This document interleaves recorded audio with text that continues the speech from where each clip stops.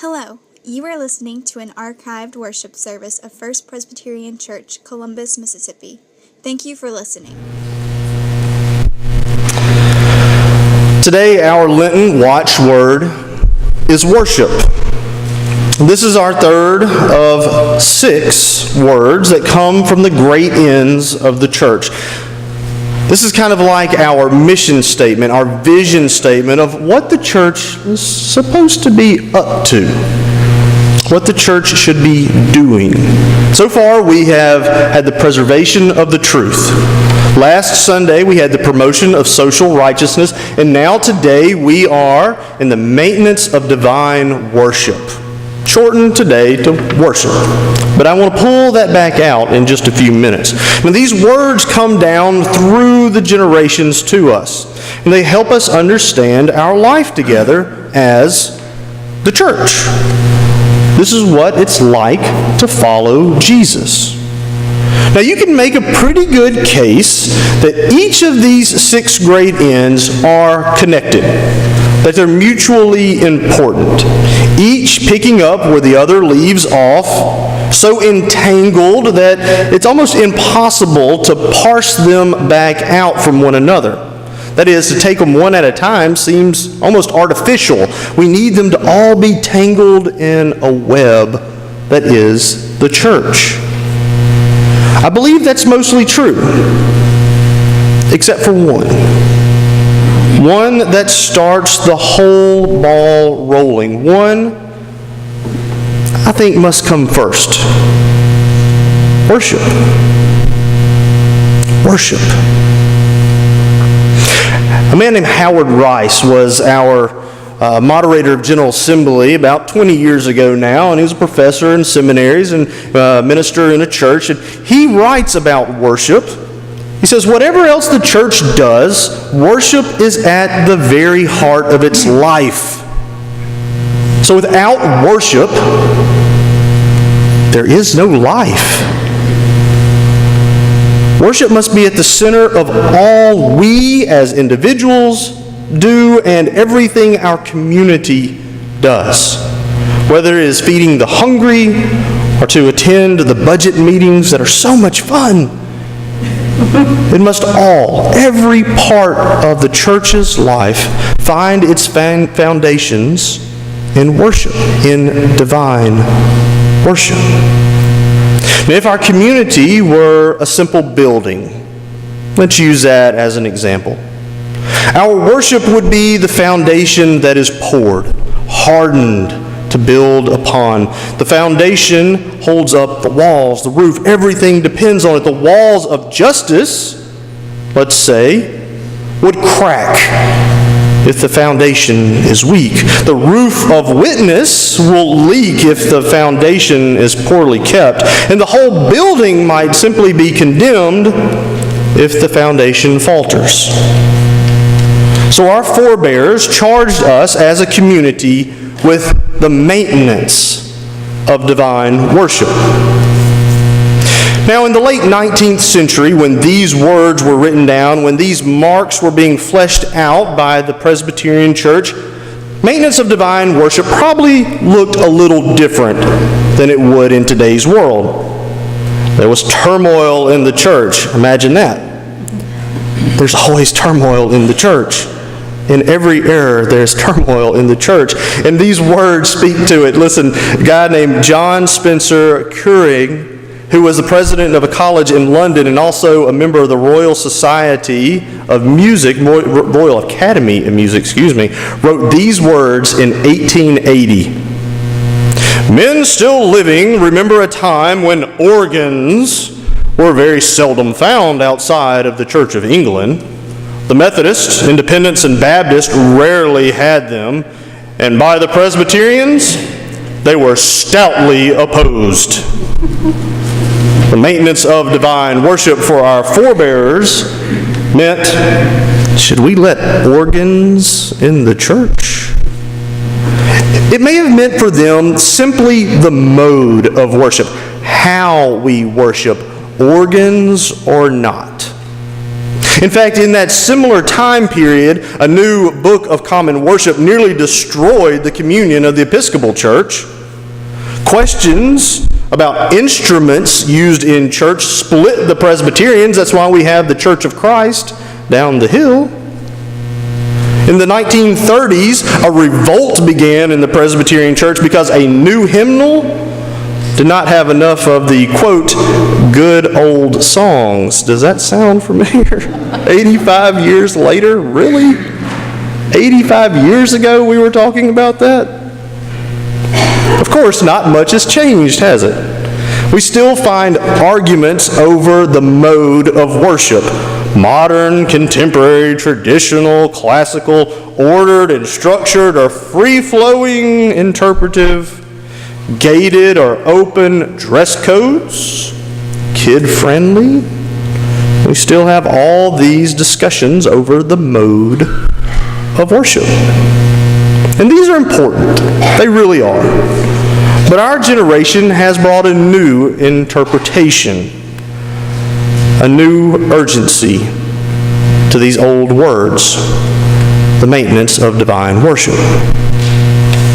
There's a familiar refrain that is heard around our house lately, a refrain that comes from our 5-year-old Michael, who says, "Daddy, can I watch what I want to watch?"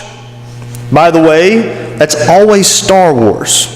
I don't know where he got that. It must have come from his mother.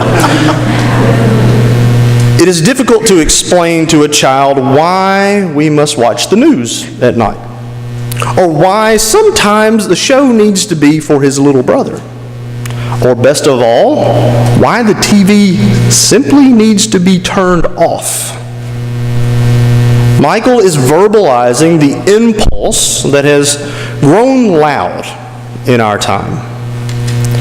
Consume. Consume. Food, drink, entertainment, stuff. We are living in a consumer-driven world. And it never turns off. There is no self-policing by consumption. Consumer is how we define our economy now. We gobble up content found in abundance on Netflix, or food found in a drive-thru. And to shut it off takes the willpower akin to a detox program. And the consumer culture comes to church. And as it does, we become tasked with a new definition of maintenance of divine worship. When consumers go to church, they desire content to be consumed, entertainment, and information. The church chose the model of the theater centuries ago in order for the sermon to be heard. So you all sit in pews and look this direction, and someone sits up here or stands here and gives content. But now this model has become problematic to a population that consumes because it gives a false impression. Worship is likened to seeing a play or a good movie. And it gives this false impression that worship can happen with or without me. A false sense that worship is happening in one place at one time when a minister or priest is present. Now, some churches have bet big on this entertainment-driven worship. Give the people what they want to keep them in church. That's the new motto of many today. Make it cool. Make it convenient. Make it digestible. I believe this is a grave misstep, and it will lead to some really horrific ends. It usually gets the immediate response, but at what cost? Worship simply becomes one more thing consumed. And the consumer model of worship redirects the focus, making the center of worship the individual. I want to be in a church that I'm comfortable in. I want a preacher that I like. I want to feel good when I leave.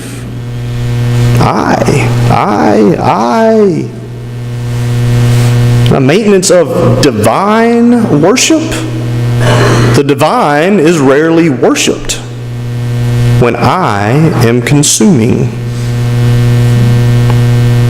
Dr. Rice goes on. At the heart of most human failings is forgetfulness.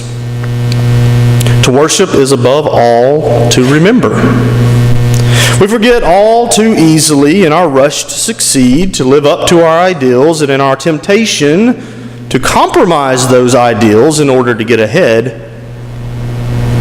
Worship is the antidote for idolatry. Worship is the antidote for idolatry. And what is consumerism in church, if not an expressway for idolatry? The psalmist and the prophet till the fertile soil of remembrance in worship. God provides what we truly need, the things that last. Consumer church is, hey, cotton candy. It dissolves and leaves you hungry. It leaves behind no substance when it is needed most. Consumer church leaves little room to glorify God because our needs are too important. Self-gratification, after all, is easier.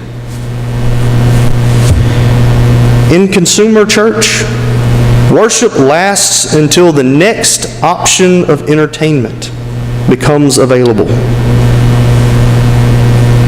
What's next on the calendar queue? That kind of worship cannot last the consumerism of the world.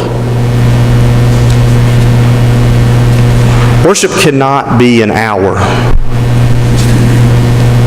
Sometimes an hour and 5 minutes. Worship can't be that. And it can't be comfortable, as you know, sitting in those pews. It cannot be without sacrifice. And I'm just going to say it, worship can't be cool, and it can't be hip. I'm sorry. It just can't. Worship cannot be about you, or your entertainment, or your dispenser of goods and services. Worship, it just can't fit into your schedule. Now, if this sounds familiar, or if I'm cutting a little too close to home, if you're feeling a bit uncomfortable right now, Lent is a great time for repentance. Lent is a tremendous time to remember, to find that life-giving food, substance, to find that foundation once again. So I'm going to read these words once more, and I'll invite you to make them your own. O God, you are my God. I seek you, my soul thirsts for you, my flesh faints for you, as in a dry and weary land where there is no water. So I have looked upon you in the sanctuary, beholding your power and glory. Because your steadfast love is better than life. My lips praise you. So I will bless you as long as I live. I will lift up my hands and call on your name. My soul is satisfied as with a rich feast, and my mouth praises you with joyful lips. When I think of you on my bed, when I meditate you in the watch of night, for you have been my help. In the shadow of your wings I sing for joy. My soul clings to you. Your right hand upholds me. Amen and amen.